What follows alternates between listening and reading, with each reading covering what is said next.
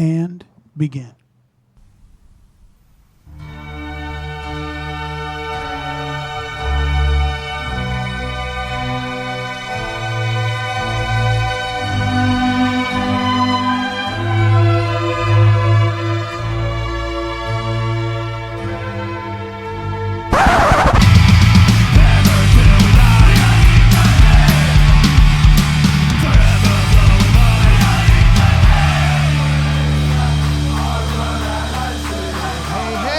Masterful as always. I'm a DJ. Hi, Mark. Hey, Kev.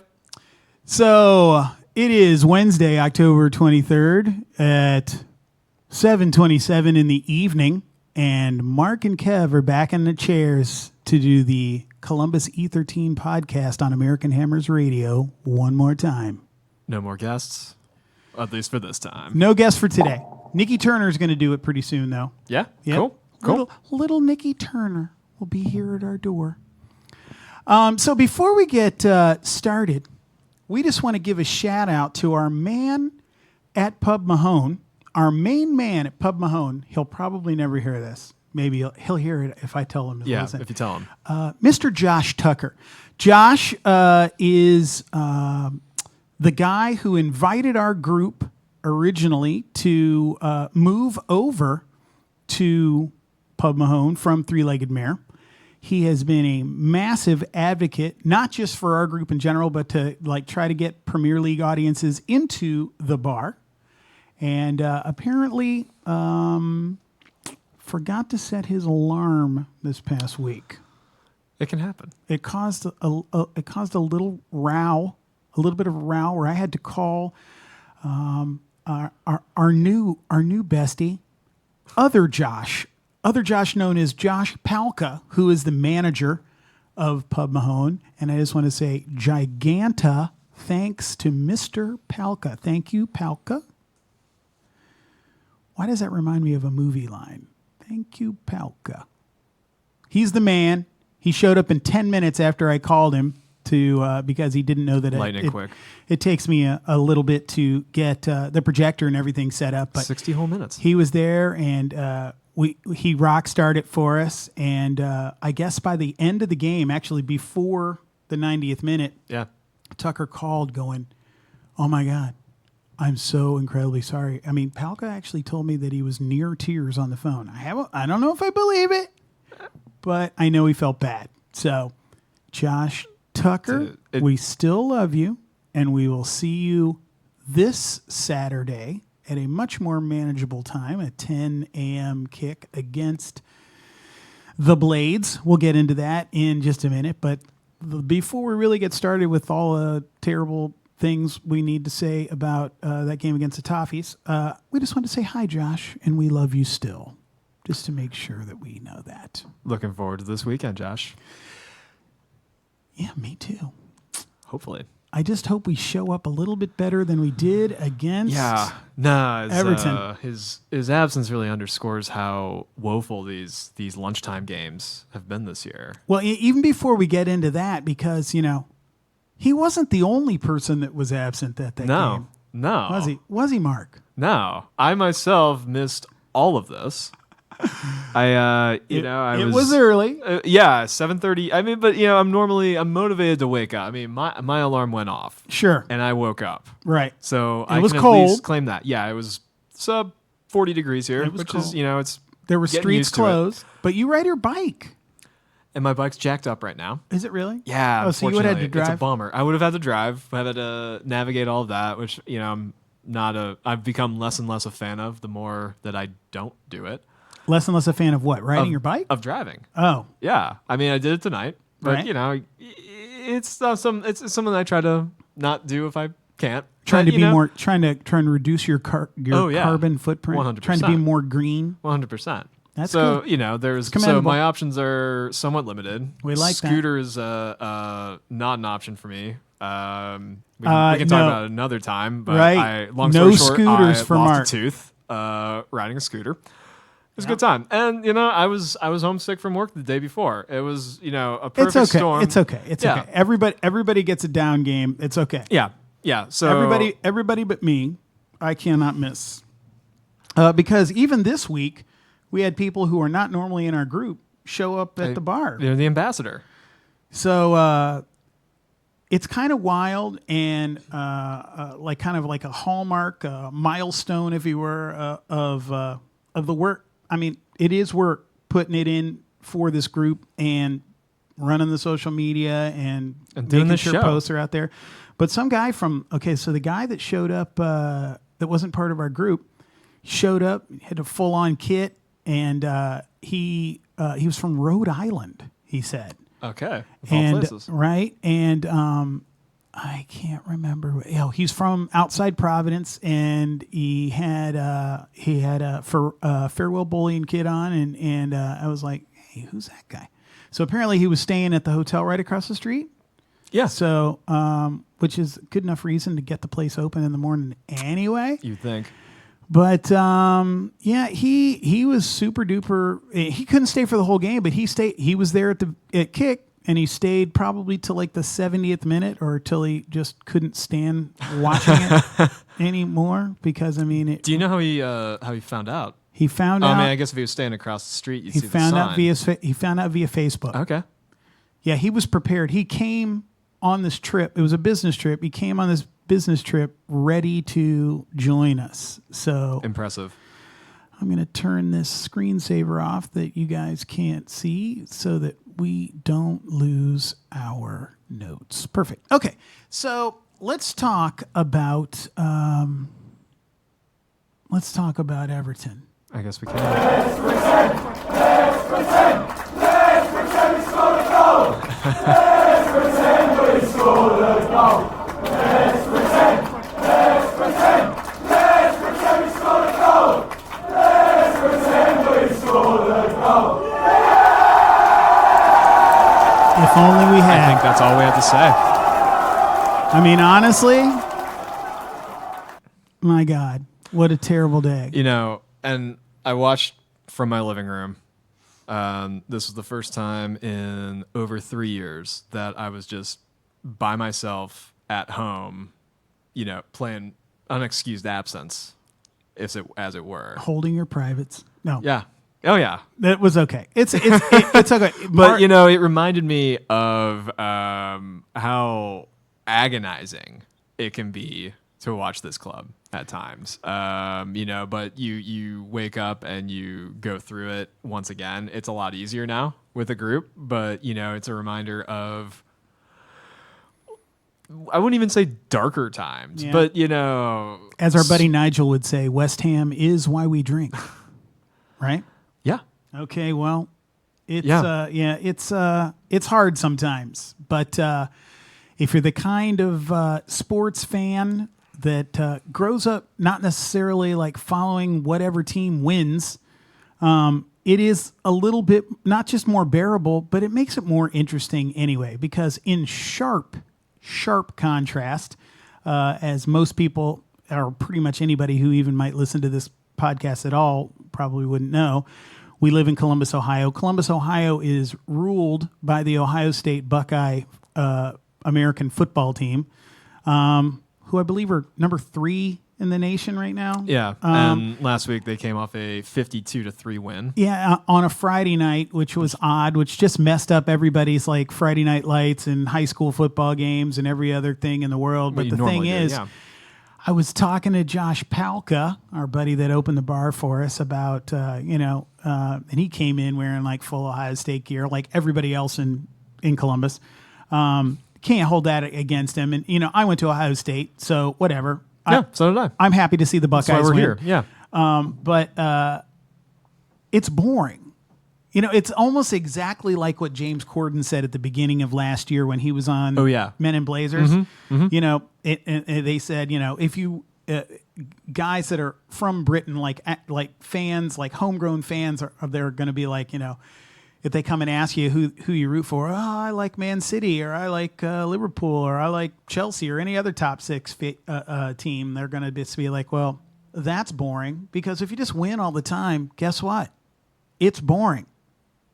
Now, I realize that most people that are West Ham fans out there that might listen to us, they don't really know what that feeling is like. But I got to tell you, because I'm also a Columbusite and I follow the Buckeyes, at least until the game is like a 75-point difference. Oh yeah, you never watch the full game. You just turn it off because, I mean, it's okay. You know what I mean? So, I mean, look at it this way. If you're living in Manchester and Manchester is 5-up on somebody, do you watch to the end of the game?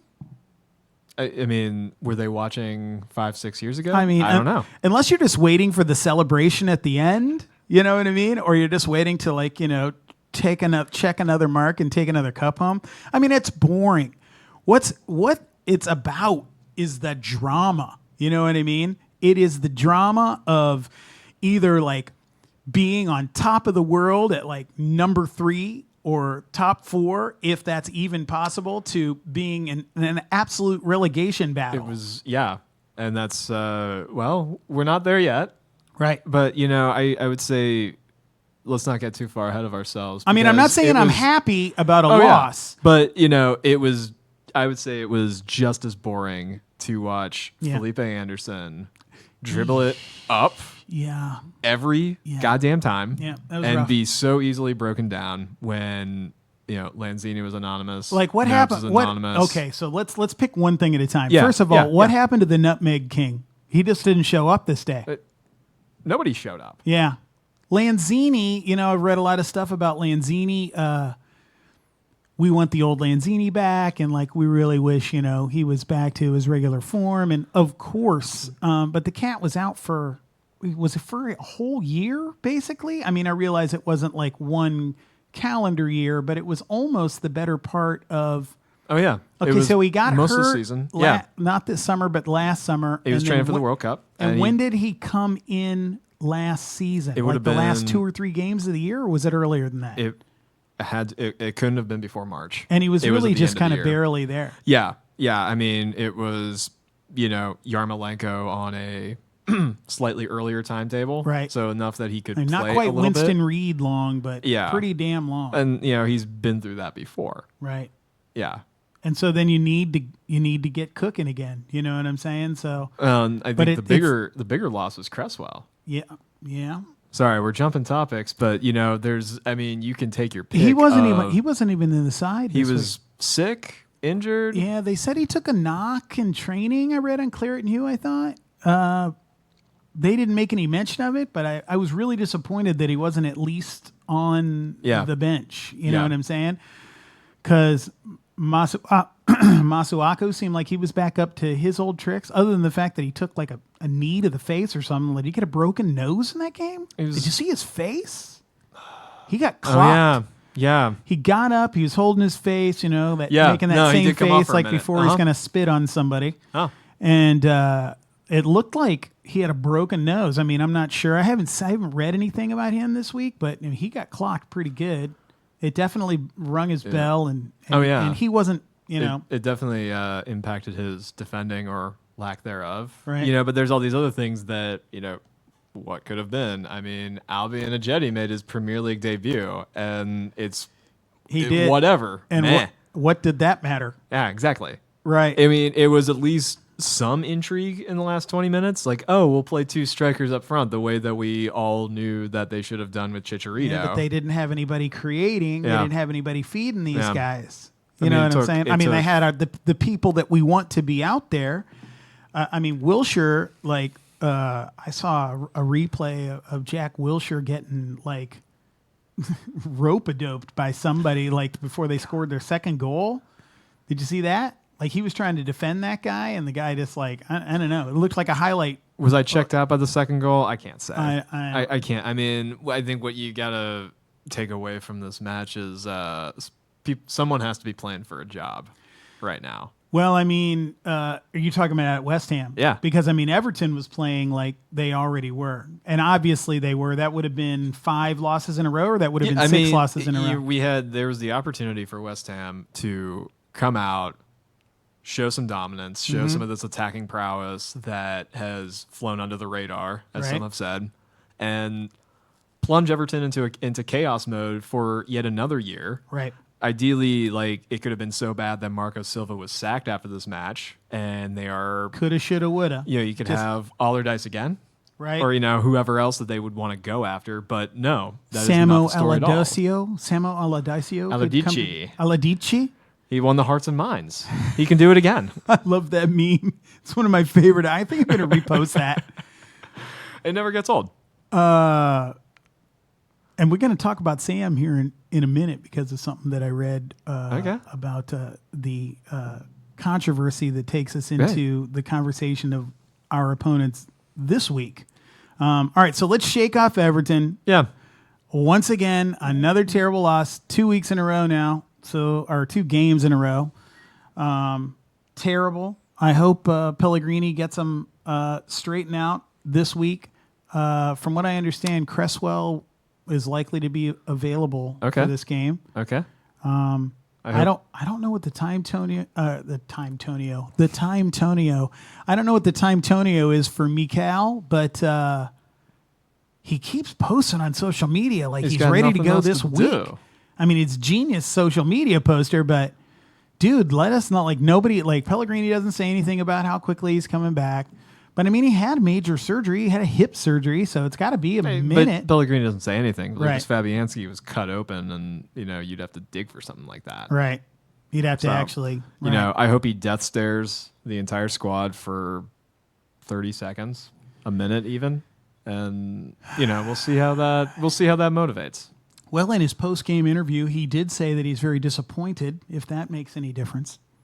But it's always said in such a monotone. It's just he's not the most animated of coaches. No, unless he's pissed about something. I've seen him pissed, giving the fourth official the business. But, we can never hear that.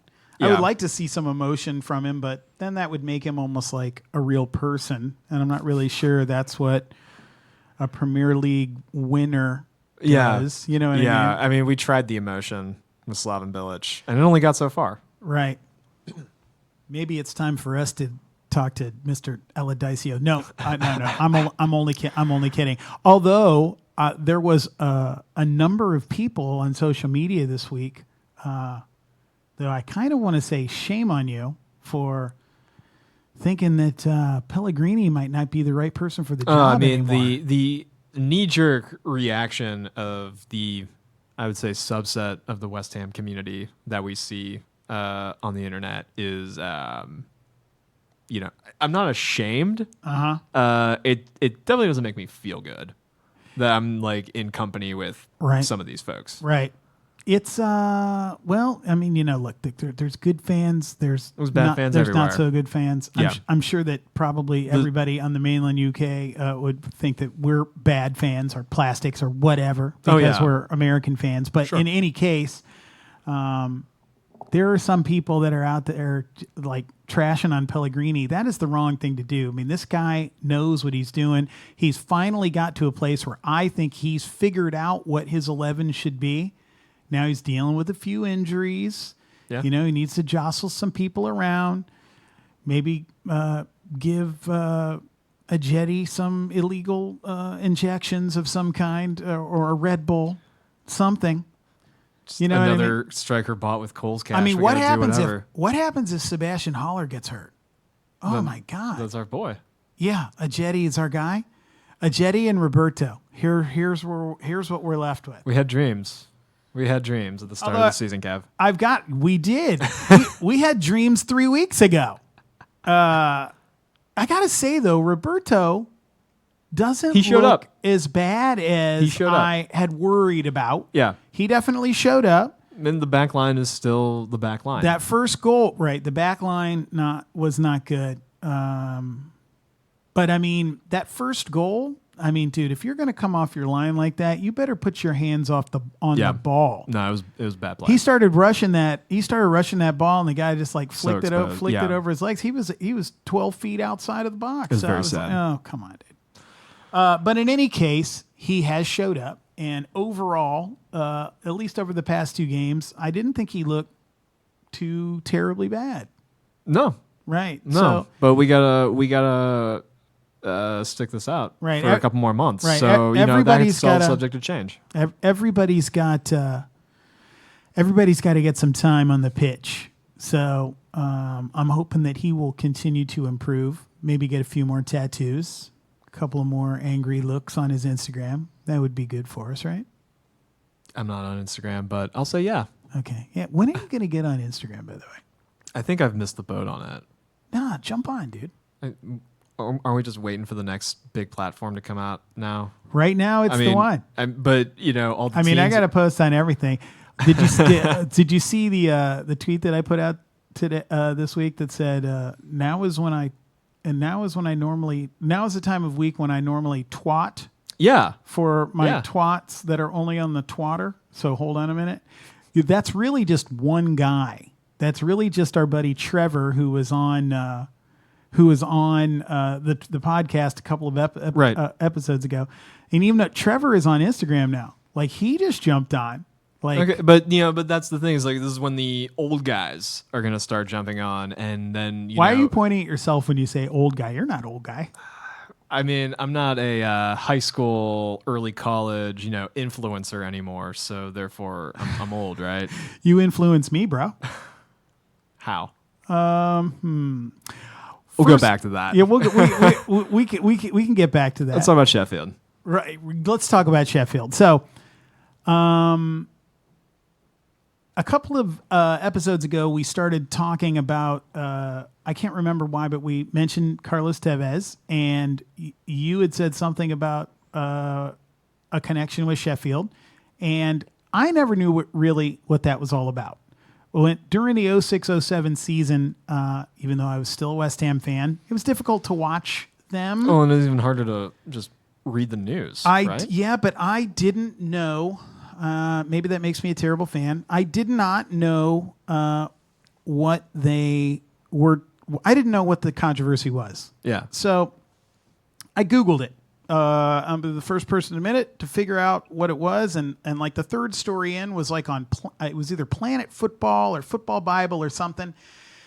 And it was written from the point of view of a guy who thought that what went on that was controversial, that we'll get into in a second, that people should just get over it because, like, people who provide players to teams, Sure. like agents and whatnot, should just be allowed to do what they did. So for people who don't know what took place in the 06-07 season, that caused the controversy with our pals Sheffield United.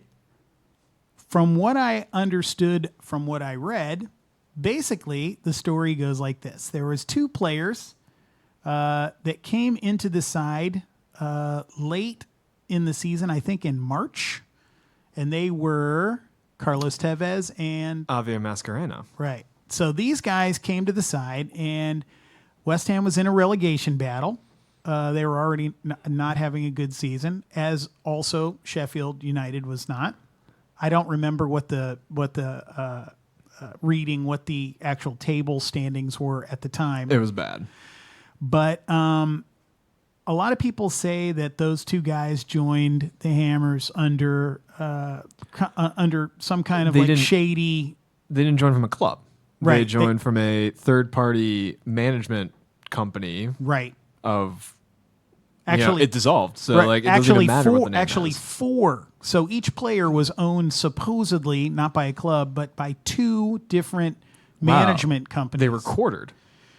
Half. Right. So each player had two different companies. The genius thing, according to the article of the guy that wrote it, was that the agent for both guys fictitiously created all four of those entities which owned those two players, which basically means the agent owned the players. I mean, this sounds so 2006. Right. Well, that's when it was. Yeah. But I mean, it's so appropriate for that time as Right. like a pre-recession run. I mean, I was in high school at the time, so like none of this mattered to me back then. But this idea that you can just create this fake company and do whatever you want, Right.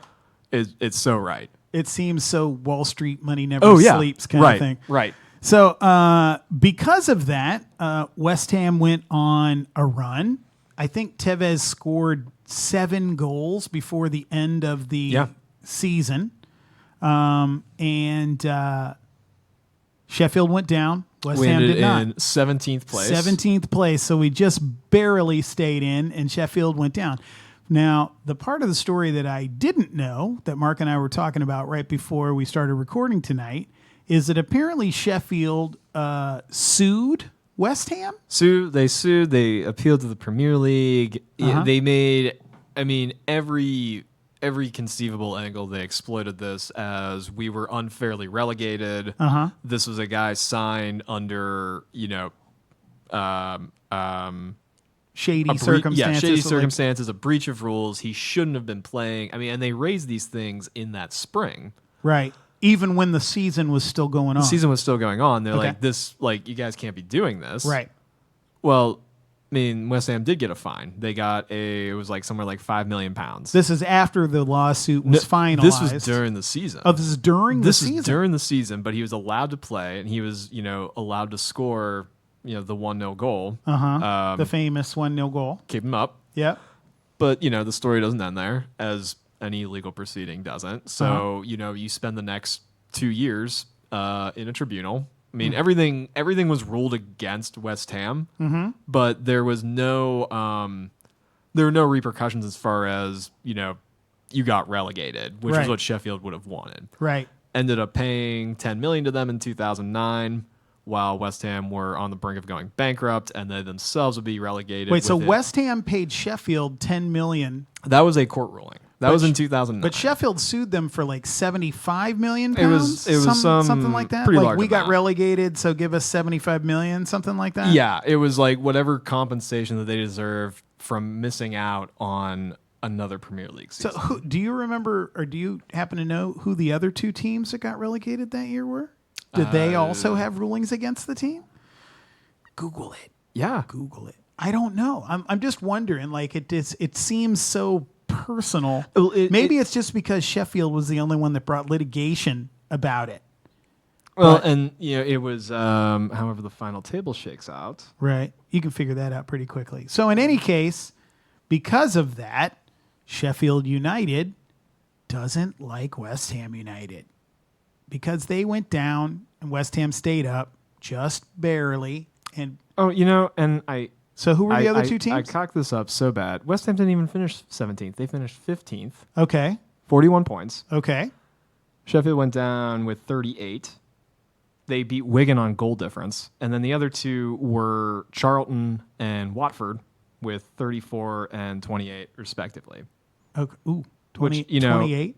Yikes. Watford, 28 points, Gotcha. which, they don't seem far off this season. But, well, they're not having a super good year this year. No. But they've been dangerous in the past couple of years. Yeah. Yeah. But, these. So nobody else made us think about it. Well, call it they're too gone points wise. Call it courtesy of being London clubs. I don't know what it would be, but it was just Sheffield. And I don't know that they've played since. I don't know in any cup games or anything. I don't think so. Yeah, this is something that we probably could have looked up, but for a Premier League. Definitely not in the PL because Sheffield since all of this. Right, Sheffield just got promoted this year, and that's the first time they've been up since that season. Yeah. Is that correct? Yeah. Okay, so should be an interesting game, especially at London Stadium. Let's talk about how the Blades are doing this year because they even right now they sit in 8th place. They are above the Hammers on goal differential. Yeah, it's the same point total right now, right? Both of 12. Okay. I don't know enough about any of their players really to speak with any kind of expertise about it, but I know that they are definitely doing better than most people expected. I don't know the same of their squad makeup either. I know just browsing Twitter when they played Arsenal on Sunday that it was enough for West Ham to be worried. Okay. Especially given Saturday's result. Yeah. Just as far as, this is a team where everybody knows their job. They can break us down. Right. They have that capability unless, we can come out swinging. They're on an upward swing. We're on a downward swing. Yeah. There's any number of reasons for that. I think Arsenal might have been one of the bigger opponents they've faced. Well, no, they played Chelsea. So they drew with the Gunners? Yeah. Okay. Yikes. Okay. Yeah. No, I mean, this is a game that we should be looking forward to. Right. Yeah, for a lot of different reasons. Well, I mean, London Stadium is finally becoming a bit of a fortress. Let's hope that the crowd can inspire our boys to 3 points. We don't need a 2-game home losing streak. No, especially not one as unfairly as we did against Pals. Yeah. That wasn't cool. But I mean, speaking of home games, in Columbus E13 personal news of the week, Heather and I are headed to the UK for the holidays this year, and we're going to be gone Christmas and New Year's week. I would like to go to see more than one West Ham game, but traveling at that time is rough. And we're not going to be in London. We're going to Edinburgh, which is where we got married. But on those lovely beaches at Christmas time, right, as everyone writes about, we're jumping in too on New Year's Day. We're going to do the Looney Duke in Edinburgh. Nice. But we are going to see the Leicester home game on the 28th at London Stadium. I was hoping to try to get Boxing Day tickets against Palace, but that kind of travel, and then, my birthday is on the 27th. Yeah. But like coming down for a 4-hour train ride and then going back up to Edinburgh and then coming back down for the 28th is rough. But I am excited enough to be going to the game alone, but alone? Well, not alone, but I mean the experience by itself. Yeah, that's what okay. I mean. Not alone. Heather, of course. I don't know what your arrangement is. We're like Wayne and Garth, dude. With me as always is Heather. So one of the people that I follow on Instagram, and they follow us, is this guy named Thomas from the West Ham Experience. There's a couple of really, really good tour groups, and there's also other people I've known to help me get West Ham tickets and other games that I've gone to in the past and stuff, and I was just about to go through one of those channels. But London Stadium is so big that I wanted to, I want to sit in the shit. I want to be with the people that are standing, and like nobody really complains that they're standing, right, and in the Bobby Moore stand, and this guy was touting that is part of his tour experience. So I looked up his stuff, and I realized that he's also fairly good friends with another awesome Instagram that we follow called Faces of West Ham. I don't know if you've ever seen that. You don't, not on Instagram. Of course. So Faces of West Ham is kind of like the West Ham version of Faces of New York. Oh, this yeah. guy, This guy's, an awesome photographer. Yeah. And he like an awesome portrait photographer. Right and on. he like takes pictures of West Ham fans in pubs and on streets and in the game time, and he captures the emotion. Like, just see the pictures, they really do paint what's going on at the moment, and like the flavor of a real West Ham fan. I mean, it's really inspiring. Now, I didn't know that the two of these guys were related in any way. So I reached out to the guy from West Ham Experience. I know his name is Thomas because I looked it up, and his experience is available only through Airbnb, and he does that because it says something about you pay through Airbnb, you're protected, he's protected, all that kind of stuff. Oh yeah, third party. Yeah. So there's other tour groups that do super good stuff for away games. Yeah. I don't know if you've ever seen stuff for Ironworks tours. Yeah. So Ironworks does like the Chelsea boat, like the long boat down the Thames. Yeah. That, you know what I mean? Yeah. And I guess that, they've had such a huge outcry, like they had to get a bigger boat. And so for the Chelsea game at Stamford Bridge, they had to use a former Ministry of Sound party boat. Ministry of Sound was a gigantic nightclub in the late 90s, early 2000s.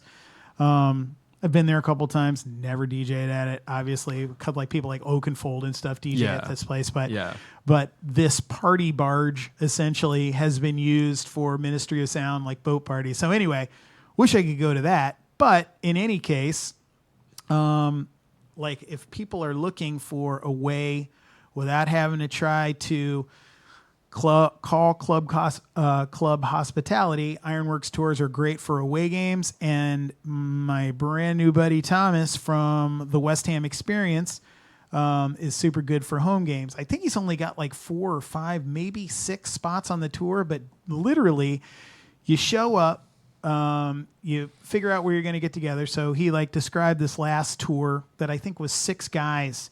Met him at Tower Hill. They took the tube over to Upton Park area, and they visit like 4 or 5 different like West Ham pubs. I think at the time that they start, the original Bullion's not open yet, so they didn't get to do it on this particular tour he was giving me the description of.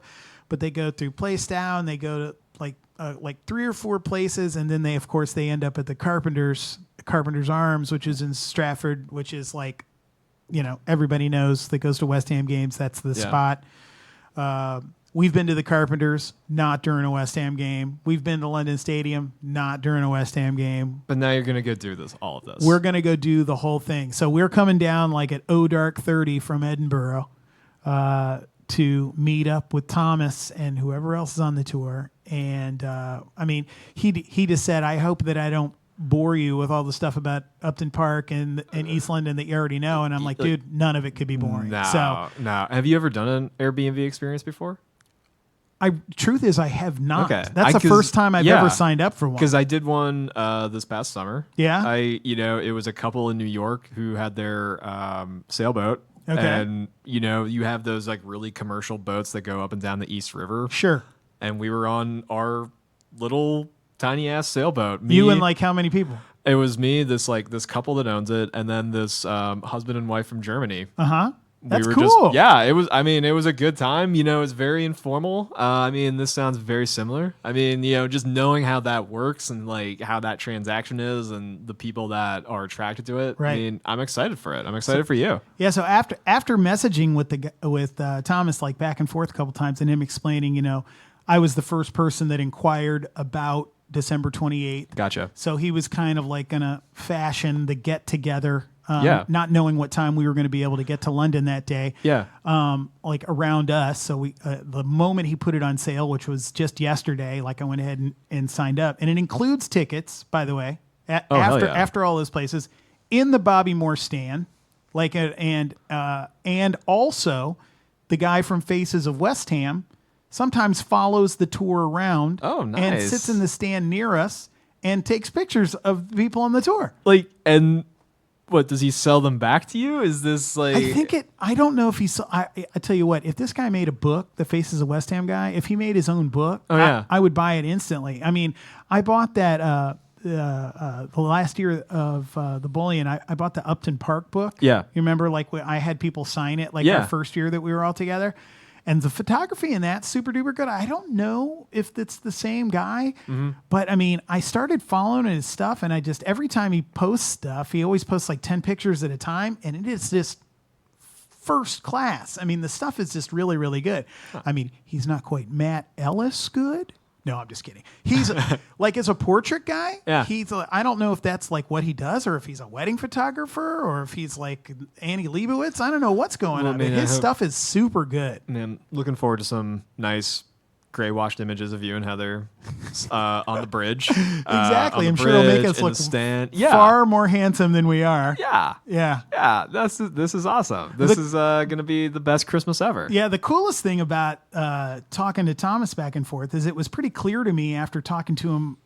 I've probably had 30 messages back and forth with him that he's as excited about having us at the thing as we are to have with him. Yeah. It sounds to me like he curates the crowd almost so that he just makes sure that he has cool people to drink with all day. I'm not kidding. And he's getting paid for it. The tour, by the way, includes at least a beer or two at each pub. As it should, yeah. Everywhere except for the Carpenters, and he says the Carpenters it gets too crowded, so he can't guarantee that he can get you beers in there. but if you could, but we're used to fighting through bar crowds, so we'll get in there. So Anyway, this is gonna be great.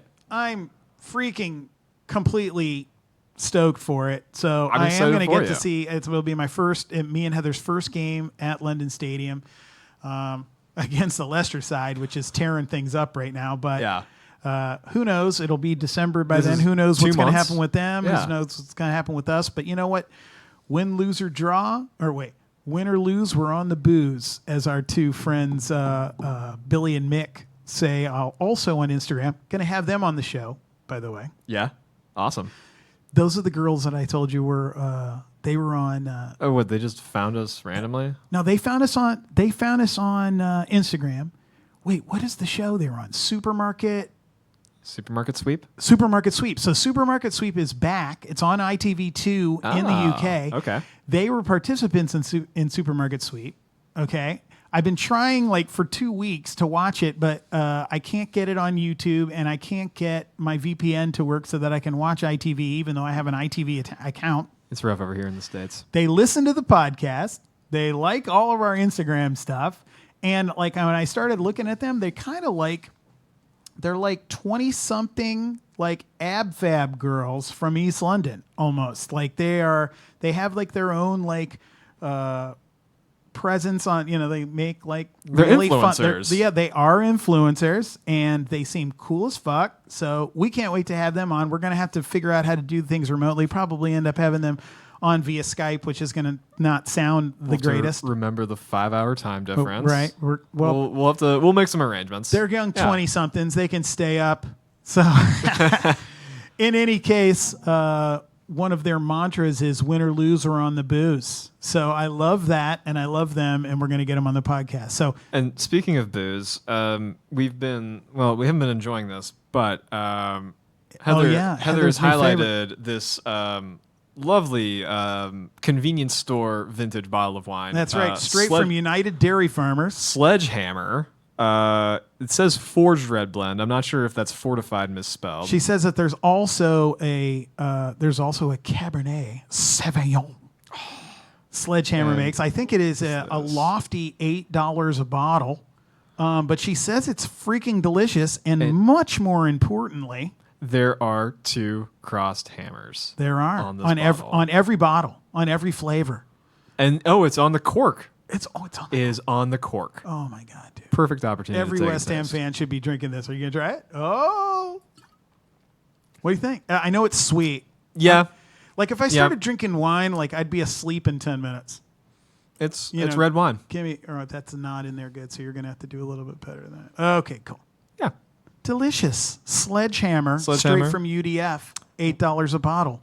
nice California red. We don't, Wayne doesn't have it in Dallas, and it might be just a little bit too expensive for him anyway. But if I can get my hands on an extra bottle, maybe I'll send it down to him, and they'll feature it on West Ham is Why We Drink. We'll I see. mean, I think they would love the product placement. Yeah. Even if they know it. I think they would. It's a handsome bottle. It really is. With those hammers on it, looks so good. Yeah, Classy as fuck, as they say. indeed. So anyway, we're going to keep it short today, short and sweet, because I need to get back to my dinner, which I half ate before I set up the podcast. He's that devoted, folks. It is. My wife made very delicious chicken salad for me tonight. But anyway, we look forward to seeing you back at Pub Mahone I'll be there. on this Saturday for the No Sheffield. excuses. All right, 10 a.m., brother. You have a score? Okay, here we go. I know nothing about Sheffield, but the fact that we're going to be back at home, hopefully Cresswell back in the side, and hopefully Noble gets his Red Bull and gets up in the morning and controls the midfield like we know that he can. And Diop has a much better game. And been a little worrying Anderson lately. has a much better game. I'm going to go 2-1 West Ham. 2-1 West Ham to beat Sheffield United. What about you? I'm. It's like I don't know what it is, but I think something's gonna go wrong, and Something's going to go wrong in what regard? Like with our players? somebody's not gonna show up. Okay. Or there could be I am just bracing for something to happen. Yikes. So I'm gonna say 1-0 to Sheffield. You know what? We're in the crevice. We got to keep climbing into the crevice. We just need to wake up. God,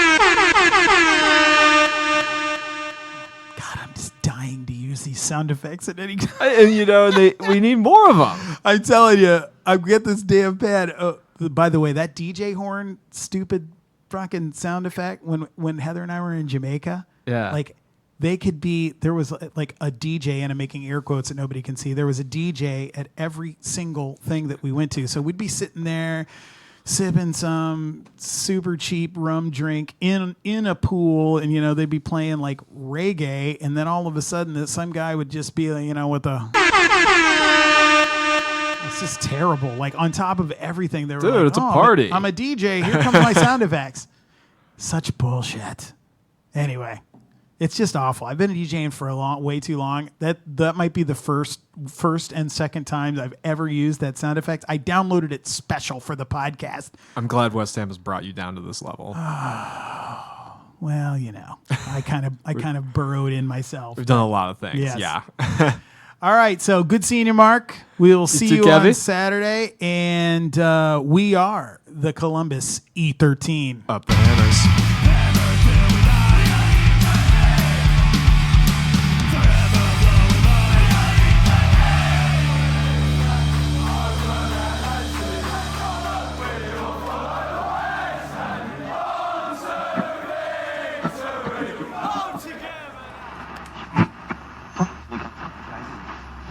You